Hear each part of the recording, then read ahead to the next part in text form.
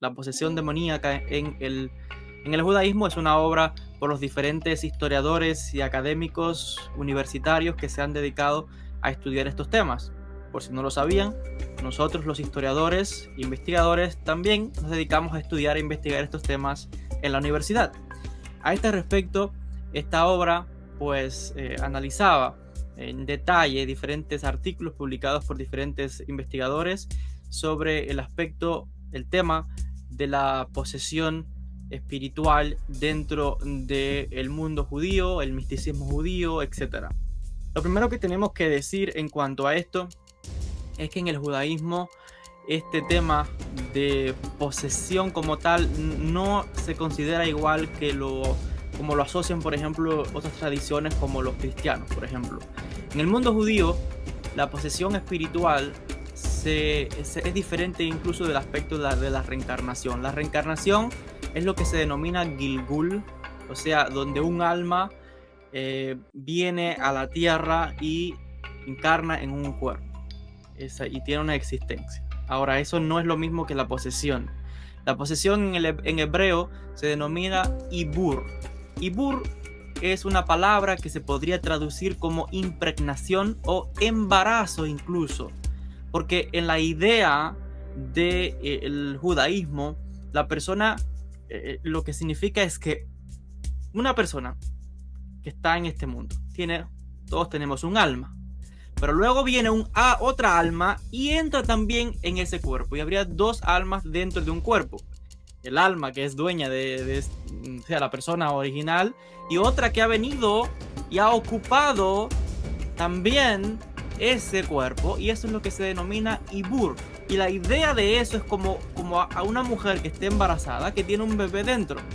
Entonces, de alguna forma lingüística del lenguaje hebreo, en la antigüedad, como se entendía eso, pues alguien lo asoció de esta manera, y por eso es que la palabra en hebreo para posesión se denomina ibur, cuando hay otra entidad dentro de un cuerpo parecido. O sea, está como la mujer embarazada que tiene dentro a otro bebé o otro espíritu dentro. Entonces es básicamente la idea del ibur, lingüísticamente hablando, como lo entendería una persona de mentalidad hebrea.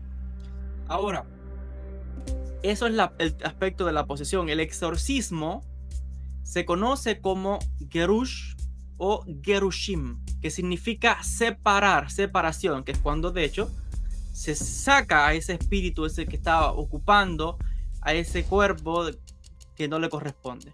Entonces el término para posesión es ibur y para exorcismo es gerush o gerushim. A este respecto se ha investigado y se ha analizado de qué fecha tenemos este tema en el mundo judío. Bueno, habría que irse hasta los tiempos bíblicos y cuáles son las referencias que tenemos en el texto del Tanaj, lo que conocimos como la Biblia. En cuanto a esto, se nos enseña de que al parecer desde la época muy antigua habían, digamos que cosas similares ocurrían, pero no se entendía de la misma forma que luego se entendió o con el mismo auge.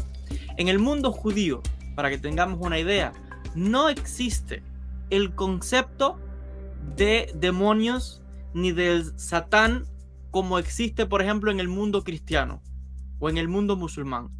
En el mundo judío no existen los demonios, no existe ese tipo de idea de una entidad opuesta a Dios que domina y que hace y deshace y todo esto. Eso no existe en el mundo judío. En el mundo judío lo que existe es simplemente espíritus, seres espirituales. Nosotros somos seres espirituales, los ángeles son seres espirituales, y cualquier otro tipo de forma no corpórea se conoce también como entidades espirituales. Entonces, cuando leemos en el texto bíblico, la palabra que se utiliza simplemente es ruach, por ejemplo, que simplemente significa eso: viento o espíritu.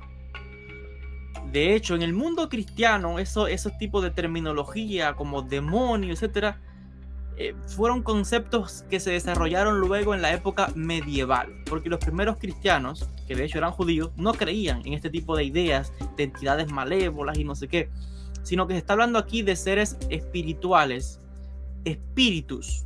De hecho, cuando analizamos, por ejemplo, los evangelios, siempre nos vamos a encontrar que Jesús está hablando de espíritus.